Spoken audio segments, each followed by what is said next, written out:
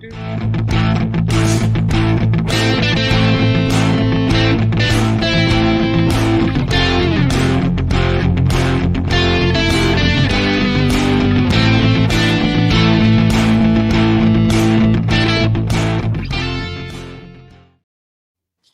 evening, everybody, and welcome to the Talkin Kop. We're here for another glorious full-time match reaction. It is finished at a raucous Anfield, Liverpool 4, Bayer 04. That somebody in the Telegram put that up, the Bayer 04, which is just absolutely lovely. Leverkusen put up a big goose egg. Liverpool go back to the top of both of the leagues that they're in, joined by the regular crew tonight of Ashley, Chris, and Kev. Ashley, this is getting to be kind of fun, isn't it? It's almost like this team is actually really good and that we have a really, really good coach. But don't tell anyone because we haven't played anyone yet. So we're just going to kind of quietly slide under the radar. We haven't played anyone lowers yet, have we?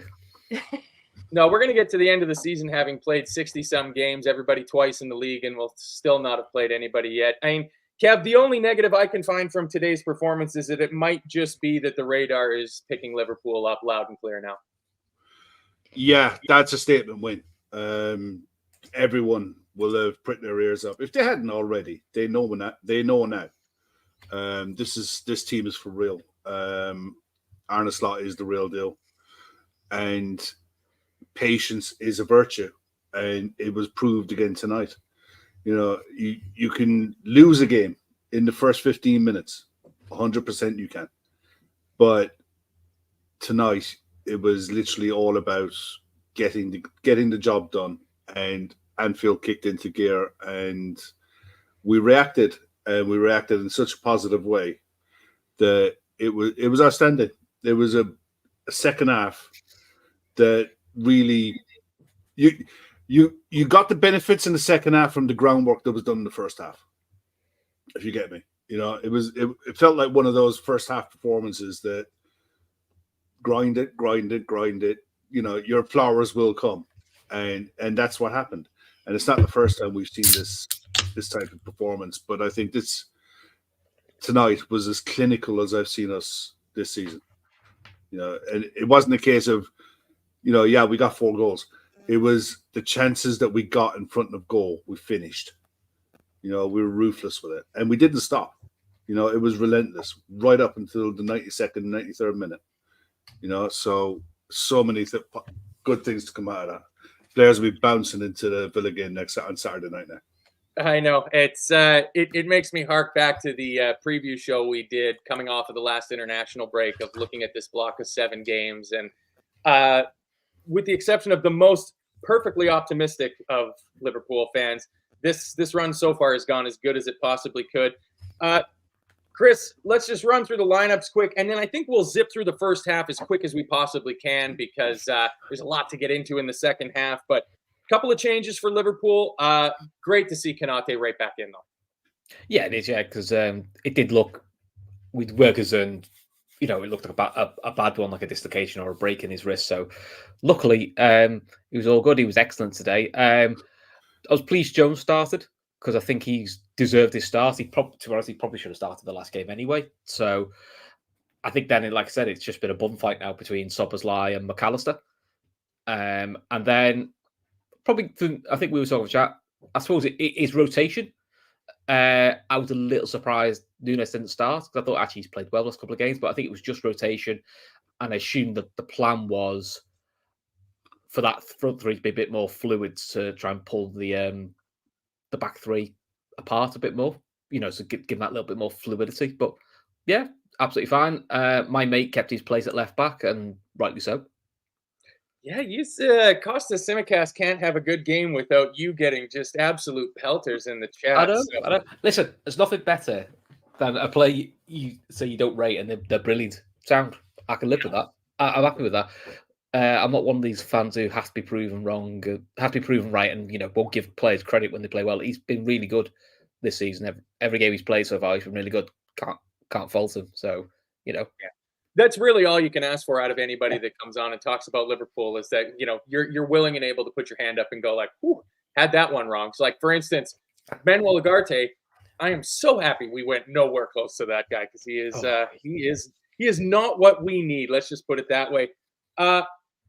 Ashley, Bayer Leverkusen are a serious, serious proposition, and they come out. I mean, it's a strong lineup. It's very defensively minded. 3 center halves, the 2 wingbacks in Frimpong and Grimaldo, 2 sitting midfielders in there. I mean, Granit Xhaka we know all about, and then attacking firepower up front. I mean, Florian Wirtz.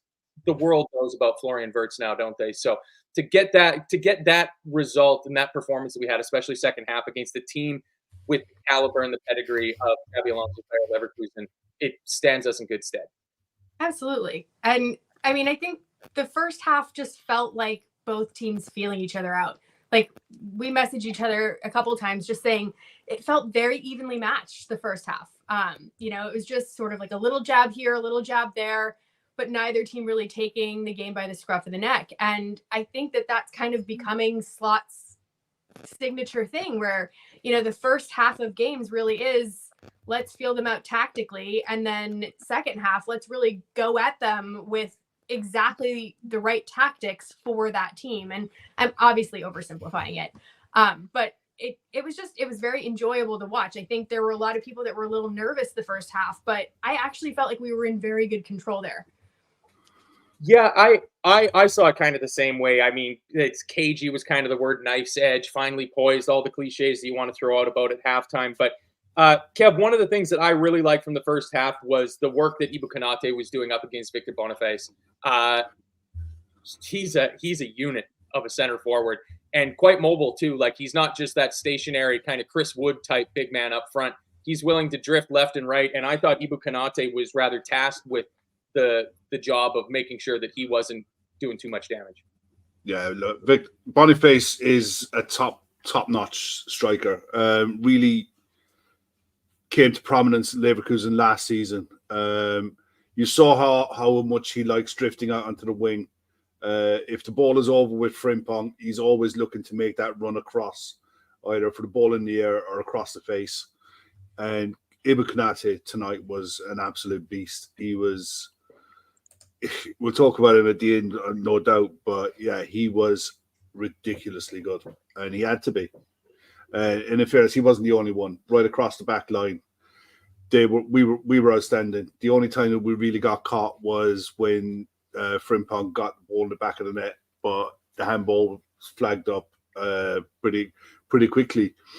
But that was the threat that they carried. That one mistake and they can be at you. And with the pace that they have and the likes of Florian Wirtz as well. Florian Wirtz is absolute quality, and he was picking pockets in the in between McAllister and Van Dijk, trying to orchestrate stuff, clip little balls in here and there. But in the main, we absolutely managed it really, really well. Grew into the game, grew into the half. It was almost like a case, first 10, 15 minutes. I thought we started okay. I thought we started pretty decently going forward. But in both sides, it was the feeling out process. But they carried threats, even from the wings. I mean, Frimpong is good, but I thought Grimaldo is better. Grimaldo looked a really dangerous operator. Really comfortable. Is that, in fairness, Alonso has almost developed that system to get the most out of the squad that he has. And they're really comfortable in it. That's what makes this performance by us so much more impressive. This is not a joke of a side. This is a side that have lost 3 games in 2 years, in 2 seasons. And, this is the second loss they've picked up this season so far. They were coming in tonight off 2 wins and a draw in the Champions League and 1 loss in the Bundesliga. So to do what we did tonight is no small feat. It's a real solid win. It's one of those wins that I think it backs up our performances so far in this block of games that, we've kicked on. It wasn't a case, when the fixtures came out, we were all looking at this lot of games. We thought, okay, Leverkusen was a tough one. And I was nervous. I saw the 2 lineups. I was nervous at the start of the game because they have obvious quality. And I thought, we've played a lot of football, a lot of intense football. That second half against Brighton, we put a real shift in. It's a quick turnaround. How much did that take out of our legs, And the way the half just evolved, and we just started to grow into it and keep improving and calm and measured in the way we were keeping it, passing it and developing as the half went on. I was so impressed with how we played tonight. It's unbelievable performance, really. Yeah, I know. That's why I can't wait to get into the second half. There's a lot of good things to talk about. Kev, you mentioned there that Vert's, picking up spaces and stuff like that. 20th minute, he played an incredibly delicious ball in behind a Frimpong, and then Virgil van Dijk matched it with his defending on it. And then in the 21st minute, Trent Alexander-Arnold doing something that 2-3 years ago might have seemed impossible, but covering Victor Boniface on a cross coming in from Frimpong from the right wing, and Trent coming in from behind and matching Boniface stride for stride with strength, forcing him to take the ball wide. Boniface ends up clattering into the advertising hoardings at the end. Chris, around the 25, 26-minute mark, I felt like we were starting to reclaim control of the match and kind of start settling into it. And then I got this sneaky feeling that they were going to score. Because I don't know. Something just felt like that. And it took a little while, but it was on the 43rd minute that the ball's in the back of our net. I don't think that there's a lot that Tsimikas did wrong there, really. It's a clear and obvious handball. Tsimikas saw it in the moment. Not much to fret about, right? To be honest, I thought that we look at the offside because from the initial pass, I thought he'd stood offside and then not got back quick enough. Because I thought once you can see the defender's number, they've got no chance. And Frimpong's rapid, so not many people are going to catch him in first. But when you saw like the first replay, you seen the handball and went, oh, that's how he flicked it past him. Whether he means it or not. So it was quite a quick thing. But to be honest, aside from that, and I think they had the one first little flick, which Van Dijk gets across, which they want a penalty for, and it's never a penalty. For all their passing, it was quite sterile. Liverpool packed the middle, they packed the middle, and Liverpool's best chances came from going wide. I think we had the best of the half chances. But I felt at half time 0-0 was a pretty fair scoreline. I think some of our fan base, especially some of the Telegram group, were overly fretting over, it's the Champions League, you're playing one of the top seeds. Guess what? It's quite tough. And that, to me, that first half was very Rafa Benitez. Don't give them an inch. Don't give them anything. Pack the middle. If you get opportunities on the break, great. If not, let's just grind it out. And we saw when we covered the second half, especially once we went 1-0 up, Leverkusen had to open up a little bit then. And that's where you saw the benefit of playing Diaz in the middle, and that's what killed them. As soon as Leverkusen opened up, they struggled. And Liverpool took advantage of that. And that's not because Leverkusen are a bad side. It was just, it worked well for us. So, I think we've got to give this team a little bit more faith. And, if we're not, doing the Klopp thing and we're not 2-0 up after 3 or 4 minutes or by half time, it's nothing to fret. I think we are going for this more patience approach. Yeah. If you're not up after 2 or 3 minutes, because we get into halftime. We did have a late chance at the end. Jones puts a lovely cross into Gakpo. He drives into the area, tries to get a shot off. It's left-footed. It's right at Radecki, who I can't believe that a goalkeeper whose name is Radecki is Finnish. I would have put dollars to donuts that he was Chechen or Slovakian or something along those lines. Yeah. But one thing though, on that goal that was chalked off, if he squared it, it would have counted. And Boniface was there for the pass. If he played it early, Boniface was there for a tap in, and it wouldn't have been chalked off. The handball is only given because it directly led to a goal. Yeah, by the goal scorer. By the goal scorer. So, there for the grace of God, go wide. We could have been going in 1-0 down at half time after putting in a really composed performance. That's, to me, makes what we did in the second half so much better because of how brave we were in possession. Yeah, absolutely. Sometimes you got to be good to be lucky. You got to be lucky to be good. We're in at halftime. Obviously, we've got our footballprizes.co.uk, which is going on still. It is a 18-19 Champions League draw. You get a signed jersey by 6 members of the Champions League winning team. A bunch of other prizes that are related to the team that won the Champions League under Jurgen Klopp. Tickets are, I should have this up here, I think $3.99, maybe $4.99. They're selling 1,000 of them. We got our charities to get onto as well too. Fan supporting food banks in Liverpool, the Lighthouse Cafe in Dublin. Please help us raise money for that. Become a member. Hit the like button. Blah blah blah blah blah blah blah blah. All right, let's get into it. Ashley, Kev said, people need to get used to this not being up 2 goals after 3 or 4 minutes under Jurgen Klopp. It feels like what we can get used to, though, Ashley, is scoring 2 goals in about 2 or 3 minutes. Because I love it. It's just like bang, bang. You're just reeling from the first shot, and then the uppercut comes, and then all of a sudden the game's kind of taken away from you. But for me, the big change that came in the second half was it felt like Curtis Jones took his game and stepped it up a whole nother level. Yeah, I mean, I thought he played well the whole game. I think the second half he definitely elevated himself. But I would be totally fine if he is in our starting lineup for Villa this weekend. Totally fine. I think that he's seizing his opportunity. And I mean, that's not because I'm trying to pit one player against another in our midfield, but I do think that he's giving us like something that we haven't had in that midfield for a little while. And he brings that little bit of creativity, and he seems like he's evolved in a way that in years past, he kind of lingered on the ball for a little bit too long. And I feel like his speed of thought just has accelerated this year by a couple, I don't even know if it's milliseconds, but he just seems to be making the correct pass. And some of the passes he was doing today kind of reminded me of Mo a little bit. There were some just fantastic wonder passes from him. And I mean, going back to the 2 minutes, I mean, I love that that's becoming our signature thing. I jokingly called it 2 minutes of death in our chat together. And I kind of want that to be our thing. Like, they always say that teams are at their most vulnerable after you score a goal. And, it seems like Slot recognized that and is capitalizing on that. Yeah, Kev, for the first goal, I think the fruit is born from Curtis Jones being that fourth man into the box, leading the press and pushing the line back, because he's advanced. The ball comes to Trent Alexander-Arnold, and Curtis drops back into a little pocket of space in the midfield. Trent finds him with a lovely ball.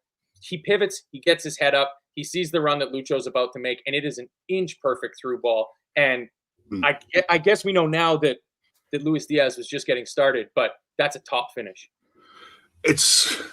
That goal was coming, though. The pressure had been building all the way through the second half. We started off the second half brilliantly, completely dominated almost all of the second half. So it wasn't a case of if we were going to score, it's going to be a case of win. It's going to be who's going to pick the pass to unlock this stubborn defense, because they were dropping back. They'd retreated about 15 yards at the start of the second half, and they just kept dropping and dropping and dropping. We were just more and more dominant. That vision to see the pass in the first place is one thing. The composure to execute it and wait it perfectly, to take Tatsoba out of the equation, and then Lucho to just know that the keeper is going to come. And that chip, I mean, no one was getting back on the line, on the cover, even if someone wanted to, there was enough pace on it to take everybody out of the equation. That was a sublime goal. And I'm telling you now, if Florian Wirtz played that pass, be waxing lyrical about him and asking how much do you want us to pay for him in the summer. It's an outrageous bit of skill. It was a fantastic goal. Yeah. And lovely to see the risk of, I guess you call it a risk, of playing Luis Diaz through the middle coming to fruition. And Bracky, it works again on the second goal, because Mo and Luis play a little 1-2 in the middle of the park where Diaz is dropped deep from that striker role, and he's showing much better awareness around him playing from that central role than I would have given him credit for. Because, when he first came in, he was chalk on the boots, cut into the middle, looking to do something with his right foot. And the last 2 games now, we've seen him pop up in that middle location. He's just looked fantastic. And, I mean, Kev says, what a pass from Curtis Jones, but the cross from Mo Salah is unbelievable. Inch perfect. And Cody Gakpo, no doubter. No, the only doubt was when the flag went up, you're like, oh, for fuck's sake. So yeah, but no, really good header. And I was pleased for Gakpo because he is the man in form, and he's just keeping that going. I think that's his first Champions League goal for us this season. So And now, Mo Salah ends up with 2 assists tonight, so that is now 9 goals and 9 assists this season in 16 games, which is just ridiculous, And just to put it into context, that Luis Diaz is now also on 9 goals and 0 comps, so he's level now with Mo with his hat trick. So, I can't think I can't remember what Luis Diaz, and Ashley will correct me. Has Luis Diaz ever got double figures for us? I don't feel like he has. So I'm pretty sure today was his first career hat trick too. Yeah, but if he has, he's only got like 10 or 11. Everyone chalked double figures last year. Yeah, but I feel like this could be. It was sporadic. This looks like it could be his best goal scorer season. And listen, he wasn't getting much of the ball first half, but that was because of how Leverkusen played. They packed the middle, which he's not going to get. The idea is for him to run in behind. As soon as he gets a gap in behind with his pace, no one's catching him. And it's a clever way of giving Darwin a rotation and a rest, but also negating the lack of a Jota. Because Jota doesn't have Diaz's pace, but he has that clever movement in behind. And I think in that sort of game it suited him. So it just gives us a different way of doing it. By the way, someone's mentioned Mark Clackberg was on commentary, and he was straight away going, "Yeah, it looks to be chalked off offside." You can't see it from this, but the angles we've got, it's not quite lined up. I think it's to be chalked offside. It looks comfortably offside, and they showed the replay. So thanks for that, Mark. It's 2-0. Fucking hell. No, I'll be honest. I saw the cross because the cross came in first time, and it was on his right foot, and it was just the perfect trajectory. It wasn't looping. It wasn't anything like that. It was a fantastic. But the header was made by the cross. The pace was all on the ball. All he had to do was get his, just don't be a 50-pence head, and just stick your head on it, and you'll be grand. All the power was on it. But when you saw the defender's leg come back on the replay, you knew it was going to be tight, and it was. It was really, really tight. But it's lovely. The move deserved the goal because, as someone said in the chat, it all came from the ref giving the advantage to play out, and it was a move from back to front that deserved the goal. And I'm just glad it fell, and the fact that it was 2 and 2 minutes. It meant you could sit back and relax and enjoy the rest of the game. As long as we weren't doing it, didn't do anything stupid. It was sign and seal. That's our 4th win right there. And as it turned out, we kept going. But at the end of the day, it was the game 2-0 against that kind of level of opposition. The game is still alive. As Ashley pointed out in our chat, these lot can let go, and if a side gets 1. There could be in the ascendancy to get 2, so we had to be really sharp. And this is when I thought Ibu came into his own. When we were really pushing and really pressing and being aggressive, Konate and Van Dijk just mopped everything. Anything that came in their vicinity, they mopped it all up. They were brilliant. Yeah. They formed. Obviously slightly biased being a Liverpool fan and channel, but it's the best partnership in the league so far this year. And I think the numbers bear that out as well too. Ashley Kev says, we get the 2-goal lead, and I was also expecting just the slot ball, death by 1,000 passes, control the game, keep it controlled. We start to see some substitutions. Jones comes off for Dominic Szoboszlai. That's wonderful for him to get his flowers because I think he was just absolutely, absolutely fantastic. Mo Salah almost immediately puts one on a plate for Szoboszlai. He just doesn't quite do enough with it. Another raft of substitutions. Robertson, Bradley, Darwin come on for Tsimikas, Trent, and Gakpo. Gakpo capping off an absolutely fantastic week with 4 goals. And then when you think the game is going to peter out, because that's kind of how we've played with Leeds so far this season under Arne Slot, where you just protect what you have. You don't need to push for more. Luis Diaz just decides, I'm going to have a day and send this stadium into absolute raptures. Yeah, I think that he was in the right place at the right time, especially the last goal. But I'm really intrigued about how we're using our front line right now.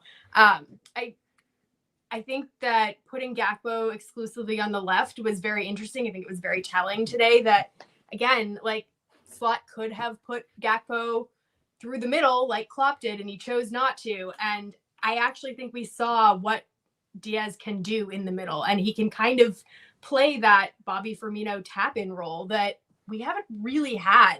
And I would love to incorporate that back into our game. And I think that was what I took away from his finishing today, was just he was in the right place at the right time, and his composure is something that I think we've it's not like we've been lacking in any great respect, because we've been winning and we've been doing really well, but there have been times where we've had the ball in really dangerous positions and we haven't gotten it over the line. And seeing Diaz in that box, just right in front of the keeper, keeping the players engaged, was, I thought, a revelation. I would be happy to see that again. Yeah, and he showed such good strength for his second goal, the third goal, where I think it was Jonas Hoffman maybe that tries to challenge him with it, and because he is a wiry dude. Lucho Diaz is, but he's just too strong for him. Mo's ball comes in, and he just one touch kills it dead. Ball takes a slight deflection going into the net, but there's being in the right place at the right time, but putting yourself in the right place is actually even more important to it. And then, Kev, your local produce, the man from Cork himself, didn't really have a heck of a lot to do until all of a sudden he did, and that's the sign of a top goalkeeper, isn't it? Yeah, I mean, two outstanding saves. You'd say Vert's finish was probably a bit poor. You'd be a bit angry at that. He'd be angry at that one. But two outstanding saves from Kelleher. I thought he was good tonight. He was calm. He had the one in the first half where they had a snapshot from outside the box, and he got his body right behind it. And his distribution tonight was really good as well. Went long when it needed to, but it was quite comfortable playing it short into midfield. But yeah, that's the bread and butter. That's what he's there for, is to make saves. And someone said in the chat earlier on, he was desperate. They were all desperate for that clean sheet, and they deserved it. They worked damn hard for it. And Kelleher was, again, you're not missing, as good as Alisson is, you're not missing him. And that's the best compliment you can give to the man.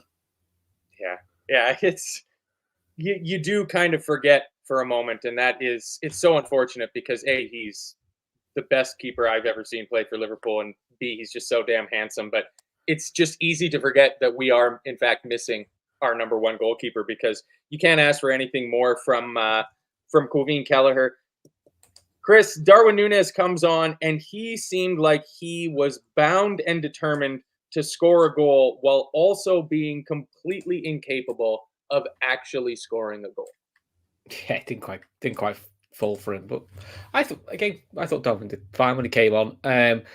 We had the breakaway where he doesn't get the ball to Szoboszlai. If I'm honest, I thought the other forwards around him was shite movements, because there was literally nothing for him to pass to apart from a cross goal, which is always get intercepted, and then sets up.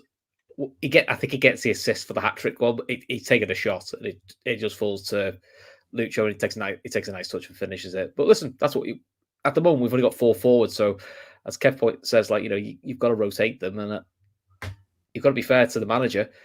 He decides to put Diaz up front, gets a hat trick. He brings Jones in, who gets an assist, and is arguably one of the best players at the pitch. So he's not doing bad at this management lark, is he? The best thing Núñez did was when he wasn't on the pitch, was when he was telling the lines when he got the Gakpo offside wrong. He was having a chat to lines, and you can see he's miles on. You're completely wrong. Yeah, he's got a little bit of snark about him, I think. I like it. That's what you want. Yeah. How can you not? You'd probably hate to, be playing against him, or, an opposition fan probably is just driven up the wall by everything about Darwin Núñez except for his profligacy in front of the goal. But I mean, to put it into context how we're doing it, I think that's our 8th clean sheet now in all competitions. I believe last year, I've just done a quick check. I think we had 16 in all comps last year. So we're already halfway to what we did last year, and we're like less than 20 games into the season. Yeah, I know. It's good. So that just shows the improvement we're seeing, which is why I think we can afford to sometimes be a bit more risky in the second half, because the structure behind us is working better. So we trust the back door is going to be short, so we don't feel like we're going to get sucker punched. Yeah, it'll be interesting to see it come out in the wash. I saw some I think it was a journalist speaking with Trent about when Slot came in and how Trent was worried that, he called him aside after practice and thought he was going to tear him apart for being terrible at defending. And he was showing him clips of Trent defending in practice, saying you need to change the angle that you're standing at by 8 degrees to, increase your ability of making a strong tackle and stuff like that. So I'm wondering just how many of those type of coaching changes from Jurgen Klopp, beloved Jurgen Klopp, to the new man, Arne Slot, the flavor of the month, who is delicious, by the way, that has just made this change to our defense, because it's night and day from last season. Like, the number of shows we had to come on here and just tear our hair out over what we were doing at the back was ridiculous. But the final thing I want to point out, I absolutely loved it. Kev, you mentioned it in our WhatsApp group, that the man management of bringing Kwanzaa on for Konate late in the game. I think there's no tactical reason to do it. I don't think there's any reason to get Konate off to save his legs or anything like that. I think that's pure man management to show Jarrell Kwanzaa, you're good. I was delighted with it. As soon as I saw him warming up, I thought agreed. There was absolutely no logical reason to make that change apart from go in and see this game out. Make sure we get this clean sheet. Nice to be able to take Ibu off as well, to give him his flowers. He was outstanding tonight. He deserved the run, standing ovation when he come off. But yeah, it was nice to be able to get him on the pitch and be there at the end. So he's not he'll dust this off really quickly. The best thing for Jarrell Kwanzaa at the minute is the next international break. Odds are he will go with the England under 21s. I wouldn't be surprised if he captains them, because he's captained them before. Yeah, I think he did last time. And he'll get two good games under his belt and come back for the next block of fixtures, and he'll be fine. No worries about it whatsoever. But on the only other player I wanted to mention before we get into chatting about Everton's, against Brighton, I thought Salah played well within himself. He was good, but I thought he played well within himself for large parts of that game. Tonight he was outstanding. It was get the ball out to him as much as possible. Hincapié didn't know what to do with him. He didn't know whether to stick or twist. Grimaldo was his head went not a left wing back in the traditional sense. He was more of an inside left forward, inside left midfielder. So every time Virgil could get the ball out of his feet and switch it, he was switching it to Mo, and Mo was getting the ball and going at players. And I thought for tonight he was outstanding. He was brilliant. It was great to see as well. The fact that I think he's played upwards of nearly 1,100 minutes so far this season. A good chunk more than any of the other forwards. And tonight he looked like, he had a nice couple of weeks off and refreshed and relaxed. And the fact that he's playing such a volume of football and he's just hungry for more. That's all he cares about is goals, assists, running. He was brilliant. Yeah, it was. And I mean, it's a tough nut to crack when you've got a left-sided center half stroke left back in Piero Hincapié and then Grimaldo there to help double up on him. And it was a pretty good running battle actually all night. I'll give credit to Danny Makiele. I thought he reffed a pretty good game tonight. There was a couple calls that Mo didn't get in the second half that seemed like they were pretty obvious fouls. There's another one that Curtis Jones got fouled on the edge of their box. I thought that one was an obvious foul. But other than that, he let that battle between Hincapié and Salah kind of run all night. Ashley, who would you like to, seeing as I'll let you go first, Again. It's for okay. man of the match? She's going for this every time now, Chris. I feel like I cheated. So I'm actually going to hand it off because I cheated last time and I went early. So I will go third. The other two guys can go first.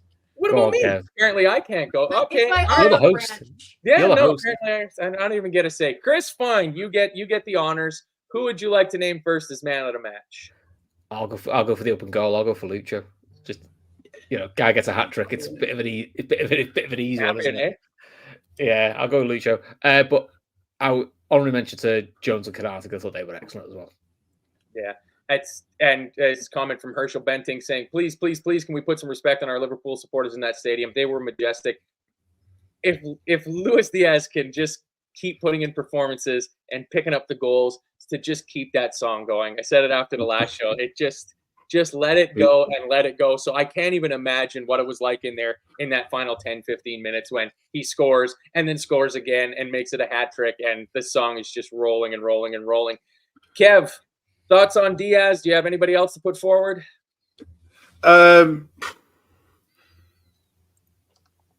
Look, the right answer, the only answer really is Diaz. I honestly thought Konate was brilliant. So given the players that he had in front of him and they all came down his side more or less towards the end, for the majority of the game, they couldn't have prepared to face for Boniface the way he played. That's something you had to work out on the fly. And it was his ability to see him off so often. It just broke him. He broke his heart in the end because Boniface just stopped. That's why they hooked him in the end. It wasn't the case of Patrick Schick is going to come on and change the game or anything.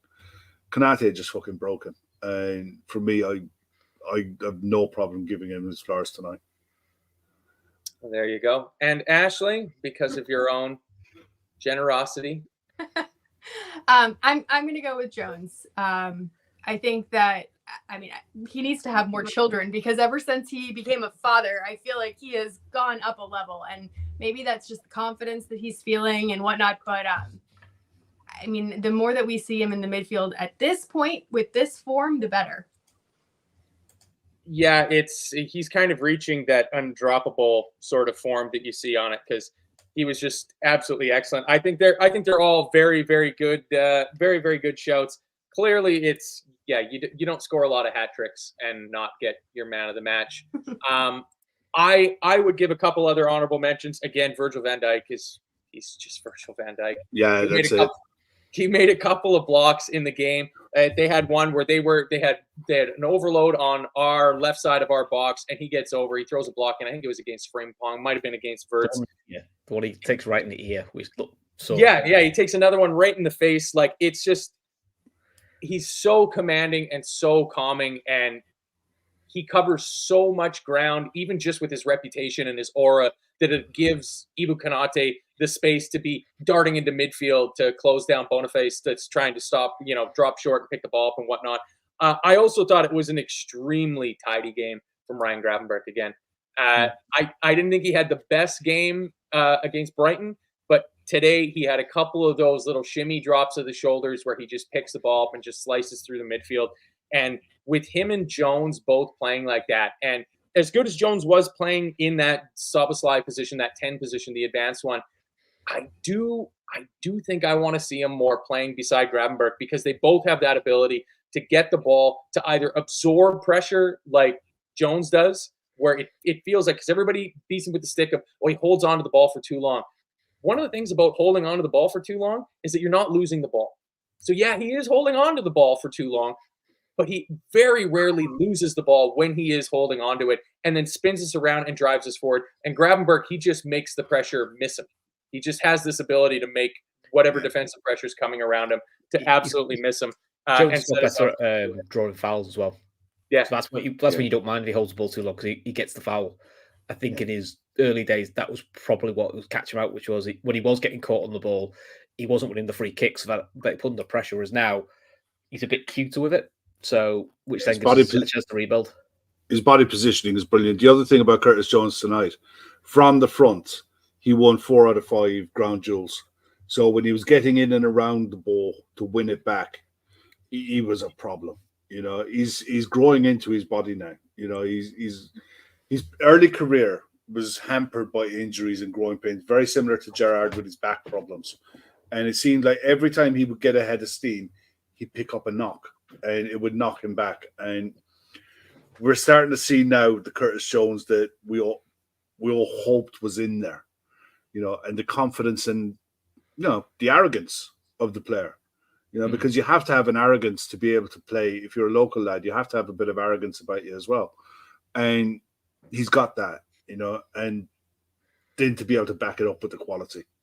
Yeah, he was really, really top tier. Somebody said as well there, look, nobody had a bad game. No. Costas was good. Trent was good. Cody Gakpo, really, really good. It was, do you know what?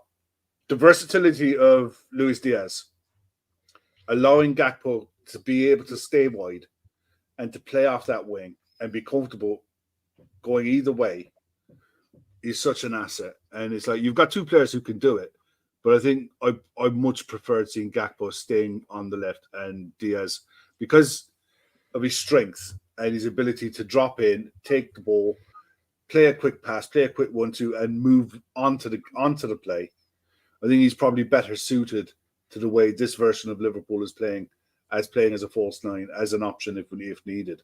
You know, so having that string to your bow as well is brilliant for us. Yeah, and the man with the unpronounceable first name, McGlinchey, with, I would say, comment of the night.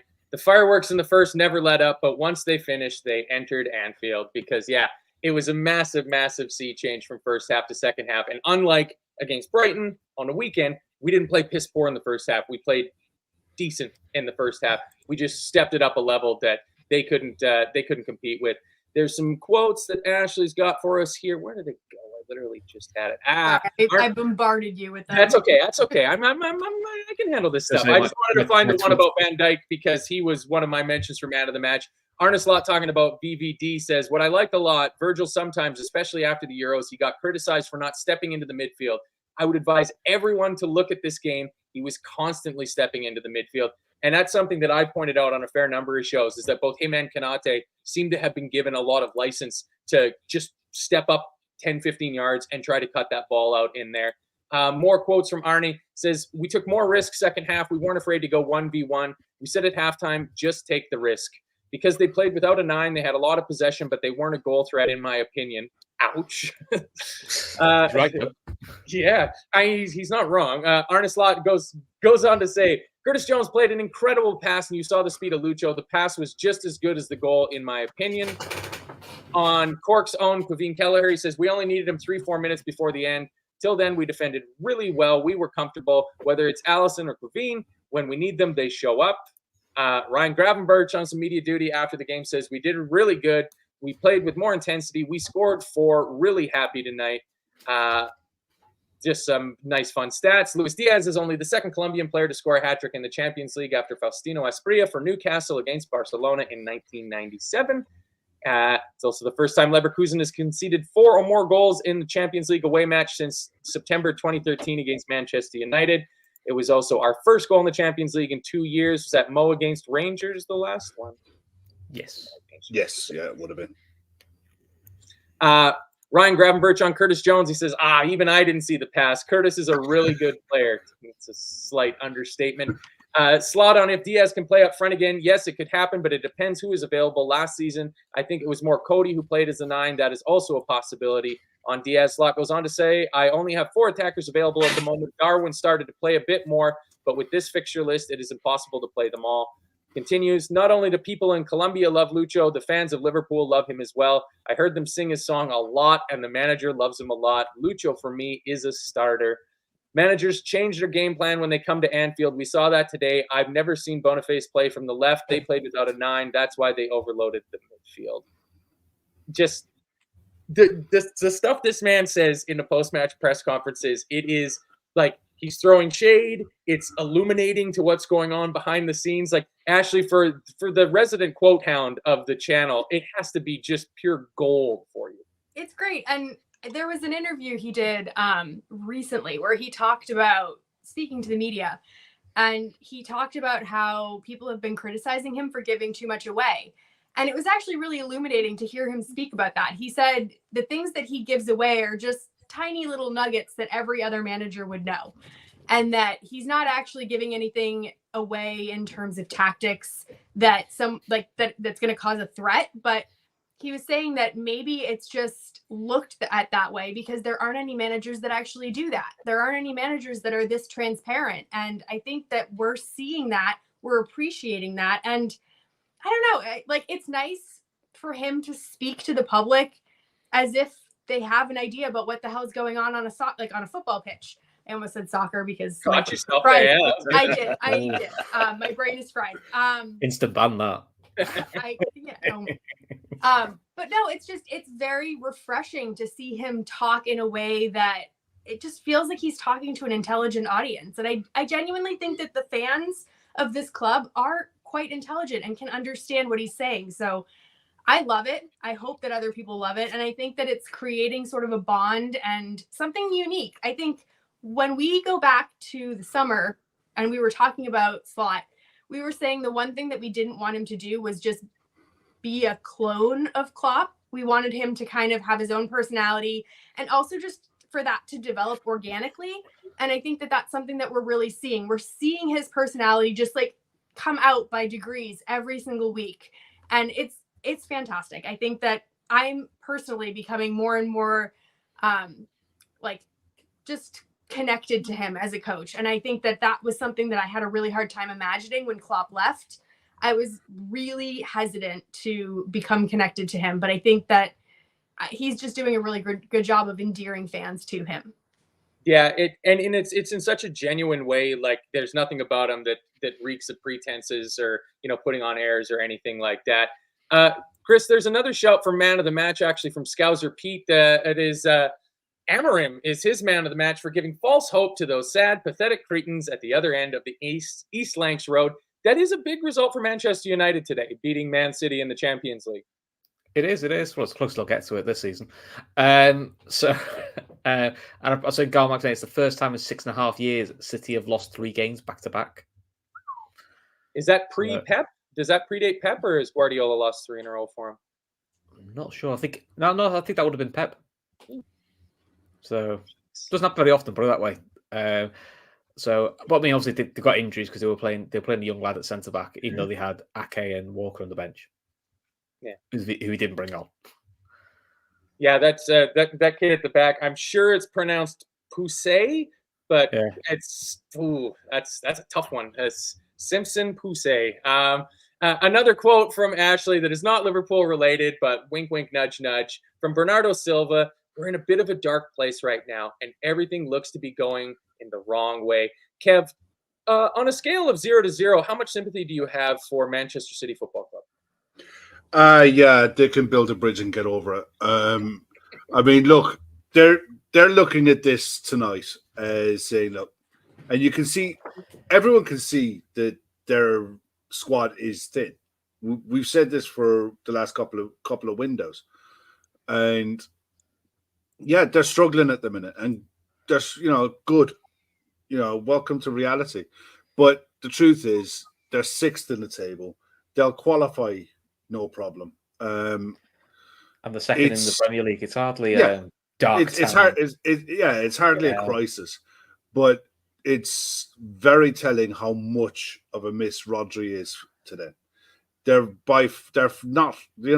far and away from being a one-man team, but that one man makes a massive difference to how they're able to play. It's almost like he's a worthy Ballon d'Or winner. Oh, look, I mean, I've been saying it for a long time that he's the best player in the world by an absolute. I don't think it's even remotely close. I mean, he's a worthy winner of the Ballon d'Or. He was outstanding last year. Just so happens he plays in an unfashionable position. But look, Man City, they're going to win more games. But I've been pretty consistent in saying it now. The games that they're winning, they're having to work really hard, a lot harder than normal, to get the odd goal wins. And look, I'm not saying they're going to fall away or they're going to,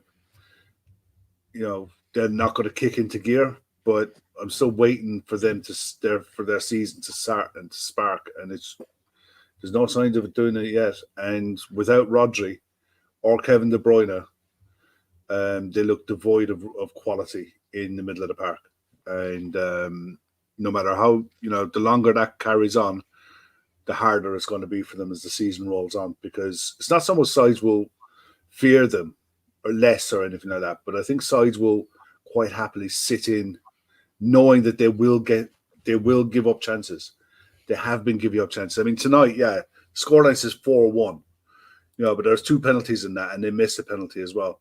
And Lisbon are a good side, especially when you look at some of the players that they have. Gorka is a top player. But the other one they have, and we were talking about him before on here, is Your man Pedro Goncalves, he's a quality footballer as well, and you've got players like Trincao as well, been around the block, been at big clubs. They've got players that can hurt you if you're not on it. And it was a massive deal for them. It was a massive game. It was the last Champions League game for Amorim. Amorim is revered there for what he's achieved at Sporting. There's only ever going to be 3 clubs in Portugal that are going to win a title, but they've been off it for a long time.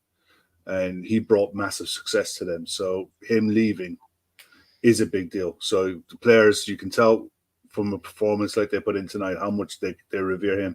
But it wasn't the only one tonight. There was shock results up and down the list tonight. You can go through some of them there. I mean, Monaco beat Bologna 1-0. Dortmund won, Sturm 0. Celtic beating Leipzig 3-1. That's huge for Celtic.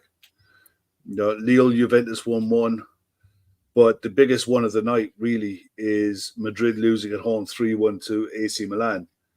When you look at when we beat Milan, it was AC Milan, but they're a faded everyone force. said we didn't play anyone. Yeah, they're a faded force. They're this, they're that, they're the other. But on the flip side of it, Madrid always have the capacity to throw in this kind of performance. You know what I mean?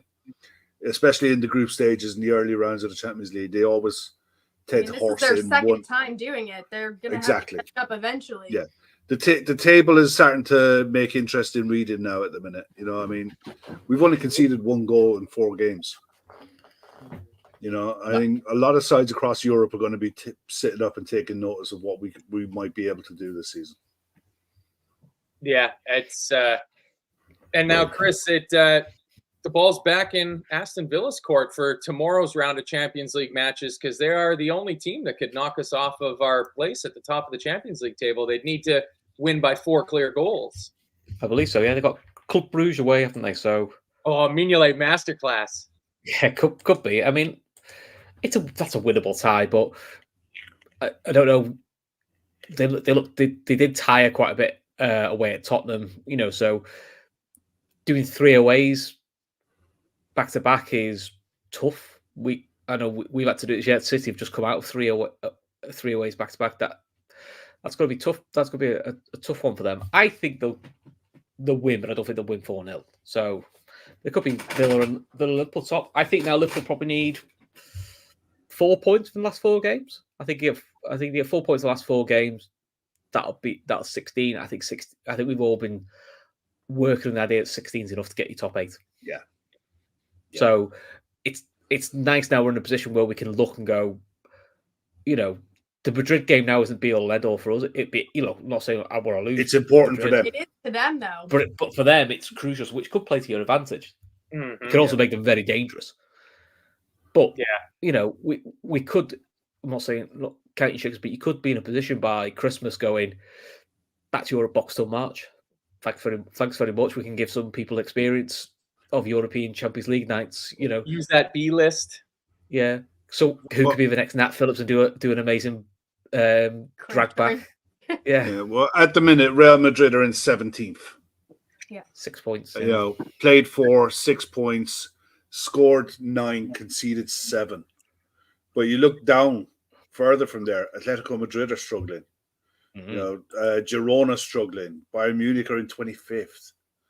PSG in 23rd. All the big hitters at the minute are struggling. Whether it's a case of they're struggling with this format, the fact that you don't have home and away legs in the group stages, your seeding tends to matter a lot more in the older format than it does at the minute. And you look at the top half, so Liverpool, Lisbon, Monaco, Dortmund, Villa, Man City, Brest, Inter, Arsenal, Juventus. That's the top 10.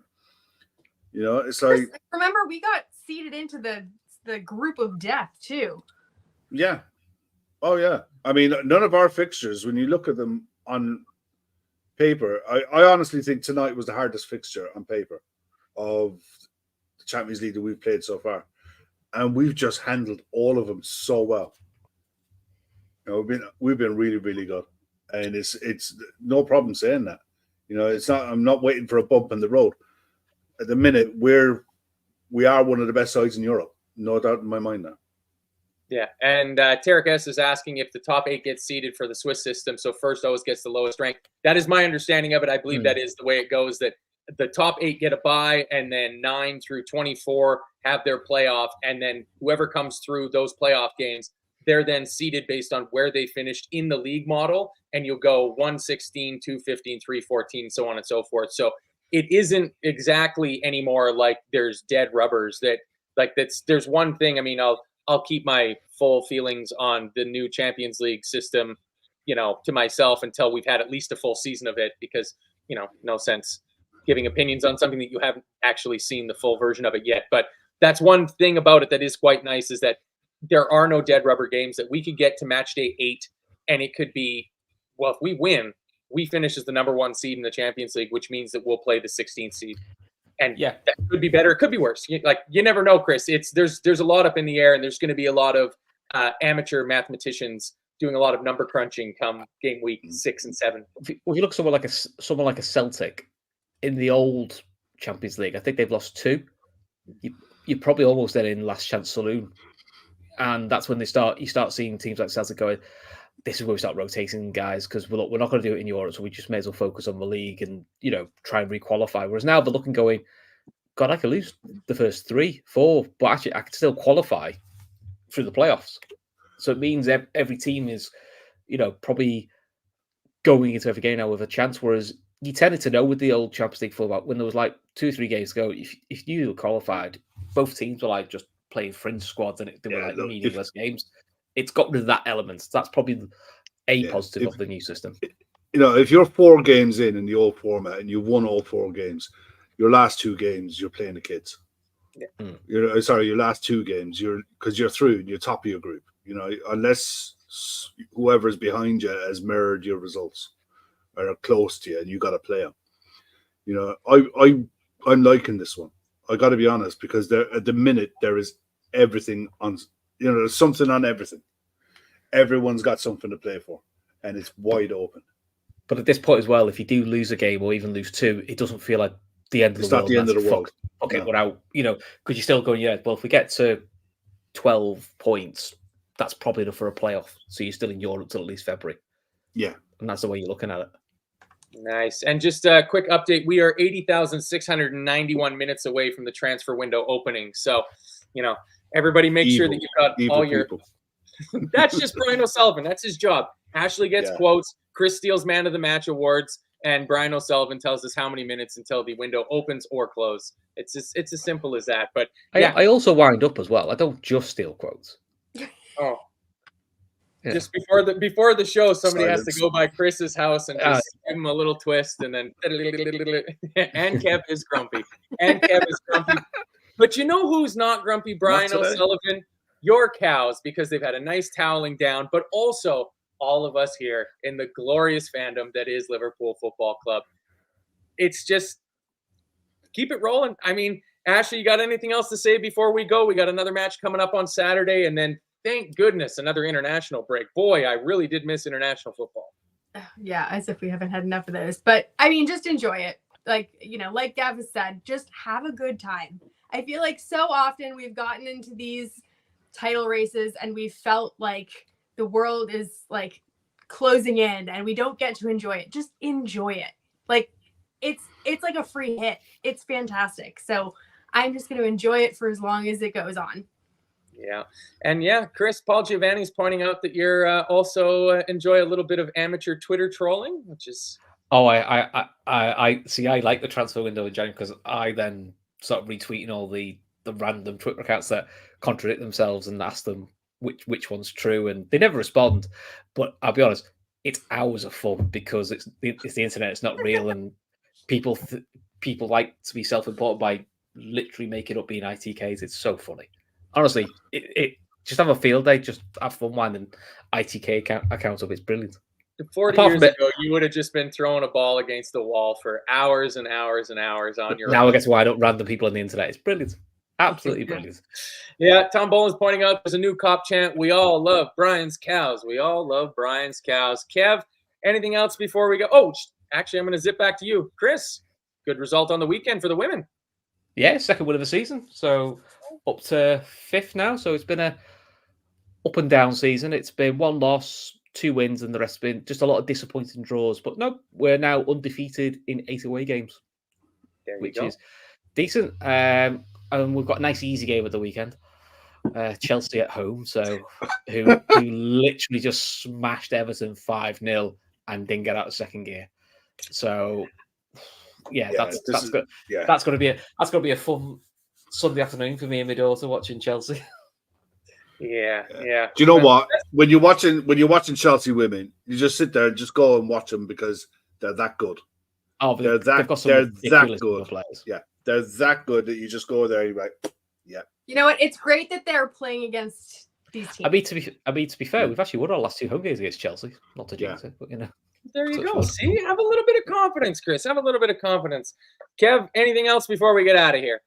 Nah, all good. Look forward to watching. I looked at the games tomorrow night. There's not any standout fixtures, so just dig out one game and see how it goes. And look forward to Villa Saturday night, 8 o'clock. What's all that about?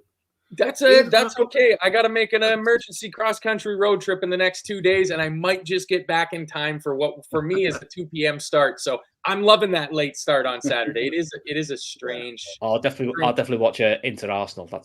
That'll be the one to watch. That sounds good, actually. That sounds like a right snooze fest for me, but I know, but it could be so funny because they've got all the injuries. Cat, not Grumpy Cat. There you are. Oh, So I told you I'm tired.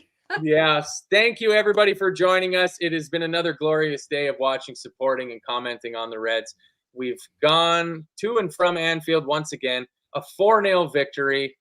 Absolutely fantastic. 12 points out of 12 in the Champions League. One more game in this block before everybody gets a little break. 2 weeks of boredom, as somebody pointed out in here.